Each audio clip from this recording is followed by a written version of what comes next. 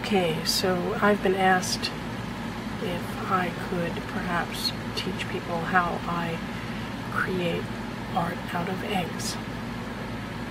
And this is the first time I've ever tried to film this, and it'll take several, videos that I'll have to string together in order for this entire process to make sense. And I'm not even sure that the camera's actually filming where I want it to film, so it's a big mystery. But essentially, yes, you too can make art out of eggs, and it's not a secret process, nor is it any kind of proprietary thing, and I'm happy to show everybody how I do it. The first thing you need, obviously, are eggs. These are ordinary chicken eggs. They came out of my refrigerator. They are the same kind that you probably have in your house. Yours might be brown. It doesn't really matter. I tend to prefer the white ones because they are easier to determine what color they will be after they are dyed. But if you have brown ones, they will work just as well. But just so you understand, the smaller the egg, the harder this is to do, and the thinner the shell. So people say to me a lot, oh, you should do ostrich eggs. And I'm like, so? There's like no challenge in an ostrich egg, honestly. It's really, you can get different effects out of an ostrich egg though. The thicker the shell, the more you can get layered effects. You can't really do layered effects with chicken eggs. But chicken eggs are what we're going to be working with today. Well, for this one, I've already punched holes in the top and the bottom. I'm not sure if you can see that, but there's the top and the bottom. But I do have one that's not really a great candidate for this, but I'm going to show you how you do it anyway. One of the things you want to look for in an egg is one that is smooth, and people take for granted that eggs are smooth, but they often aren't. And I'm not sure if you can see this, but this egg in particular is not smooth and has some sort of texture along its surface. And this is not a great candidate for what we're going to do, but it will at least allow me to show you how you cut holes in them and whatever. So what I have is a flexible shaft machine. This is not a sex toy. A flexible shaft machine will be sort of the key to all of this and how we get this process done. So the first thing that we're going to need to do is we're going to need to remove the bit that's on it right now and put a different one in. And take the chuck key and you loosen this up. And this isn't the usual chuck key I use. The one that I usually use is buried on my desk, like off to my left. But this one will work too. Okay, so basically I've taken that out. And I have a whole awful lot of micro bits that I use. But I'm going to use this one. It happens to be a number 20. It just matters that it's sharp and that it's relatively small. But there's no particular required size. Make sure that you firmly attach the bit in.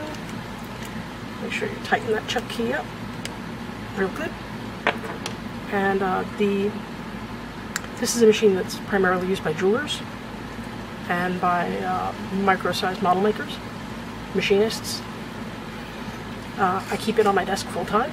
It hangs off to my left all the time, and it has a foot pedal like a sewing machine, and that's under my desk all the time. And it's got variable speed, just like a sewing machine. Okay, so I'm going to take the egg that I have not, taken holes of, and I'm going to simply punch a hole in the top.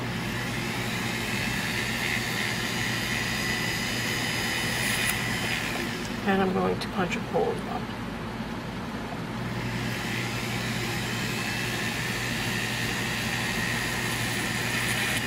That's it. The next step is to enlarge one of the holes. And And I'm going to take this off and replace it with the one that I was using previously. And we're going to enlarge the hole on the bottom because we need to get the egg out of its shell. I'm going to use one of the eggs that I had already punched to show you this, one of the smoother ones. Already did that. Okay. So this one has a small hole on the bottom. You can see that. And I'm going to simply use that as a pilot hole and make this one bigger.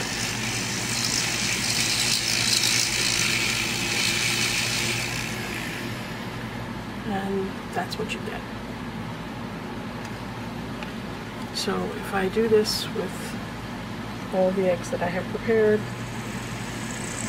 this one's really not a good egg for this, but we'll go slow, maybe it will shatter. There we go. Okay. And this one I already did. Alright. So the next step is, in essence, to remove the egg from its container. And this is done the old-fashioned way, like the way that you have always been taught to blow out eggs. Essentially, you have a hole at the top, you have a hole in the bottom, and you blow into this hole, and stuff comes out of this hole. It's not particularly pretty, nor is it particularly interesting. But one of the things that you might have to do is take one of your microbits and just give it a shove into that larger hole. And the reason why is because there's a layer inside the egg on the interior of the shell, and you want to make sure that you've gone completely through that in order to make sure that the egg gets out. So all you're going to do is use your lung power to blow into the hole at the top and and push out the egg from the bottom. This takes a little while, and one of the things that you can do to help it along is to shake the egg gently and don't drop it. And that will, as you can see, start to get some of the egg out. As the egg becomes more empty, it will also help to break the yolk, and that makes things a lot more easy. Once the yolk breaks on the inside, the egg comes out much more quickly than while it's still intact. So I'm gonna sort of spare you the vision of watching me blow out an egg. I figure you can manage that all by yourself. And I will come back and we will revisit this once the eggs are done being blown. That sounds way more obscene than I intended. Okay, be right back.